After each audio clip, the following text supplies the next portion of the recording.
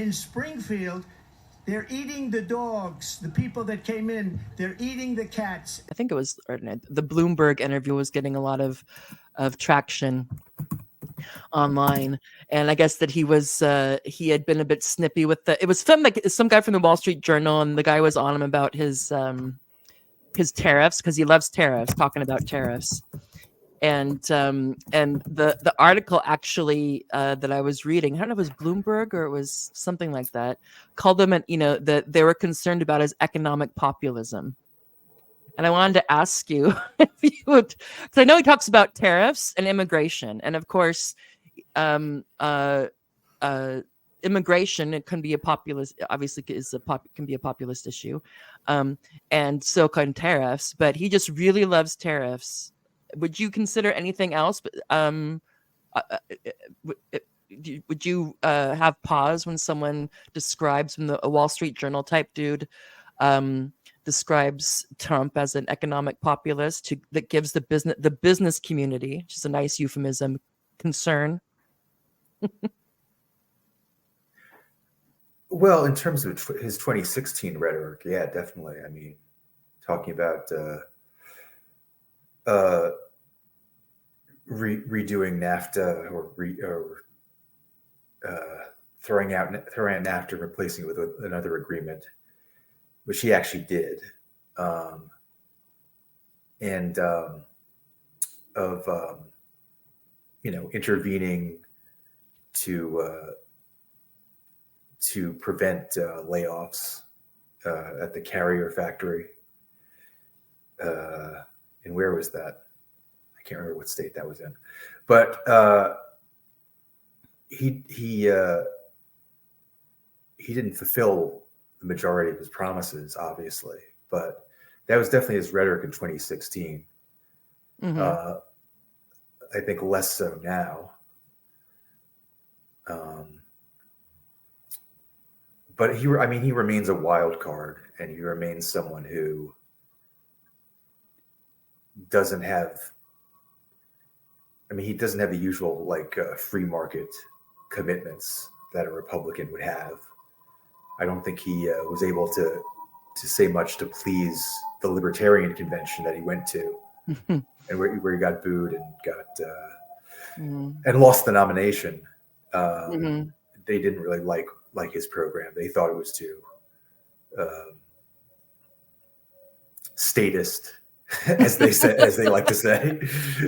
Yeah, and I wonder, because he says, I mean, I don't know. It's just, and it works for him, because they were trying to get him on. We want some more substance. We want some more substance, which is kind of funny. Like, they're getting substance from Kamala. I mean, yeah. I think from her, it's just like, well, more of the same, guys. Don't worry.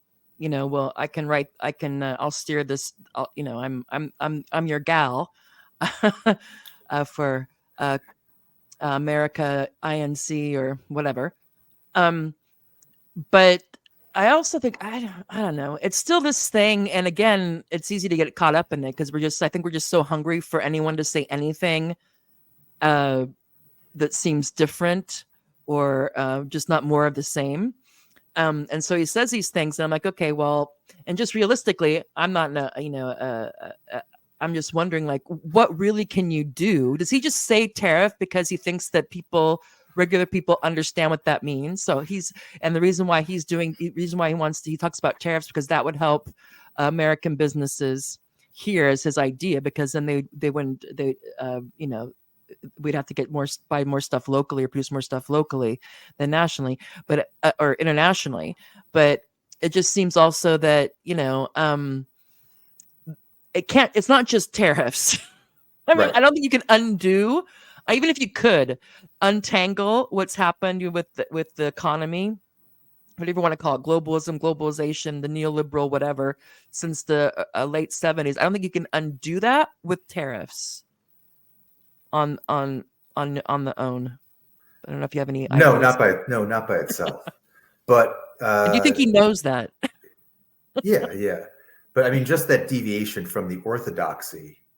There's so much orthodoxy of neoliberalism and free trade that in itself is significant.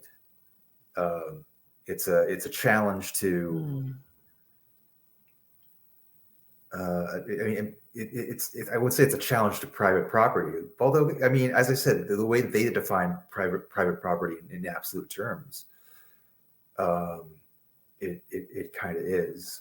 It's some kind of it opens the door to other types of capital controls that are more radical. That's how a laissez-faire person would look at it. Oh my God, am I gonna be able to see this? Hold on, I'm gonna have to zoom. I found the article. Let's see. Sorry, people, I have to go in to zoom because I'm getting older and my eyes and who knows what. Maybe that's better. Go away. Why is this down here? Go away. No. Oh well, we'll figure it out. Okay, this I can see. If I might have to squint. Okay, so it's from the Spectator. And it says, it's talking about this. So Kamala Harris has been criticizing Donald Trump for ducking interviews. Pot meat kettle. Today, however, she avoided a sit down with the Economic Club of Chicago. Trump, by contrast, showed up and spent an hour facing difficult questions from Bloomberg's news editor-in-chief, John Micklethwait. It was, like all the best Trump appearances, a magnificently weird occasion. Who needs LSD when you can watch him as a presidential candidate?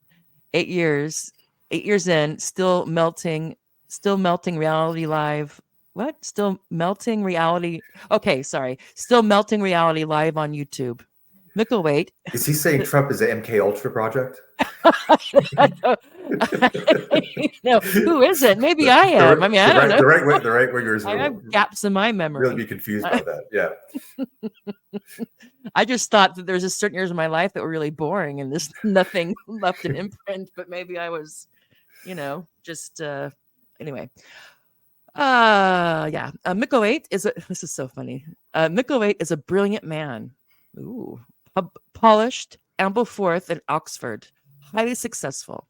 His hair is coiffed and his loafers look expensive. I don't know what's going on here, but anyway, for the benefit of the affluent audience, he endeavored to have prose. Yeah, for the benefit of the affluent audience, he endeavored to have a serious conversation as to the concerns rich people have. Oh God. Rich people have let's see. Sorry, I have to go back and forth. Yeah. He wanted to have a conversation about the concerns of rich people have about a second Trump term. He asked about tariffs, growth, China, Putin, monopolies, immigration, and of course, we know what's most important on the rich people's minds, January 6th. But Trump is a rude 78-year-old force of nature. I have to say, this actually sounds like he wrote it, though. This doesn't sound like ChatGPT, so good on whoever this is.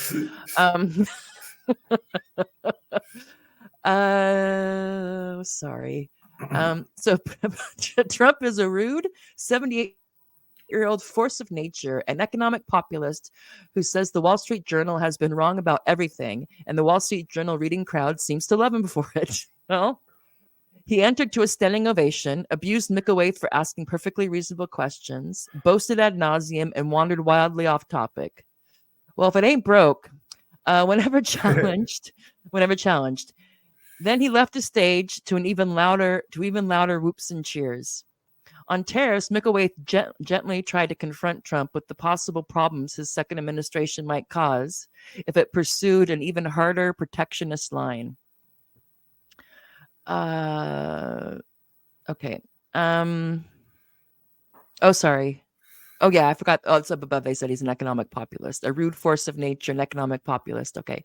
It must be hard for you to pretend. No, it must be hard for you to spend 25 years talking about tariffs as being negative and then have somebody explain to you that, okay, he's talking to him, I think. Okay, so this is Trump talking to Micklethwait. It must be hard for you to spend 25 years talking about tariffs as being negative and then have somebody explain to you that you're wrong. And as said Trump, again, the crowd erupted approvingly. Micklethwait pointed to bipartisan studies and tried to argue that American consumers and jobs would be would ultimately suffer if Trump froze out global trade. Because of course, Garrett, it's uppermost on the richest people's minds is the typical American consumer and jobs. Let's see. Indeed. They're great. Trump froze out class-wise. Trump froze out global trade. If Trump froze out global trade, okay. So globalism is good for the everyday Joe and Jane and Juanita. So Trump just ignored him. Boring. Instead, he rattled through his favorite anecdotes and conversations with his hugely successful business friends. I'll give you an example, he said repeatedly, only to give yet another instance of how marvelous he is. When Micklethwait asked if he had spoken to Vladimir Putin since leaving office, he snapped back, "If I did, it's a smart thing. I'm friendly with people. If I have a relationship with people, that's a good thing. It's not a bad thing." Funnily enough, was about the straightest answer he gave. The rest of the time, whenever Micklethwait tried to pin him, Trump would just veer off bogglingly. It's hard to say. Asked about whether or not he would tackle the power of Google, Trump sighed and replied, "I just haven't gotten over something the Justice Department did yesterday, where Virginia cleaned up its voter rolls and got rid of thousands and thousands of bad voters, and the Justice Department sued them to get the bad votes put back on." In fairness, Trump did eventually imply that while Google has been very bad to me, they've been very bad to me, he would be reluctant to break it up as a monopoly. But when Micklethwait asked what wasteful government spending he might ask, Trump started up, "Let me give you an example. When I came into government, I was..." "An example going forward," interjected Micklethwait. "Well, this is going forward because it's the same thing," replied Trump. He then recounted one of his horror tales. Some of you have heard this, about the time he saved a couple of billion off the cost of Air Force One. Moving on, Micklethwait pointed out, he's a coupon clipper. Moving on, Micklethwait pointed out that while Trump might make exceptions for giant corporations such as Apple, smaller companies might suffer from his tariffs. He gave exceptions. "No, I gave Apple an exception," said Trump. Micklethwait insisted that Apple was not a small company, but Trump rumbled on. "We had great people. We had central casting." Again, I think this is funny because it's prefaced that he's asking questions that the rich care about. And I also think it's interesting that the rich care about small businesses. Sure. All right. Okay. Pressed again to come up with an instance in which he helped a less profitable business, Trump spoke of a man he met who ran a pretty big kitchen cabinet business and who benefited from Trump tariffs. He's good at branding. The Trump tariffs on his Asian competitors. "I saw the guy 2-3 days ago," he said. "He said, 'You saved my company.' And he started to cry. This isn't a guy who cries too much, I can tell you. Is that true? Does anyone care?" If Kamala Harris speaks in confusing word salads, Trump can speak in even more baffling fruit jellies. I never heard that before, but fine. Baffling fruit jellies. Even as he insists, it's all about common sense. The effect is hypnotic.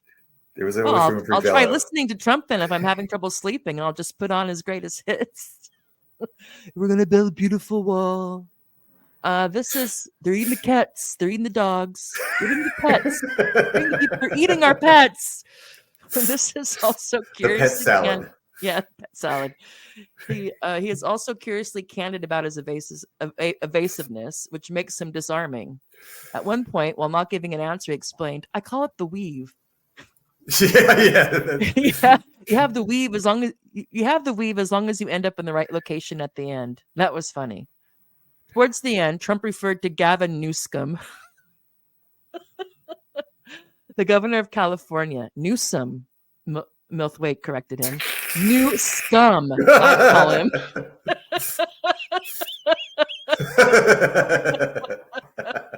Trump answered and the crowd laughed. And here, this is great.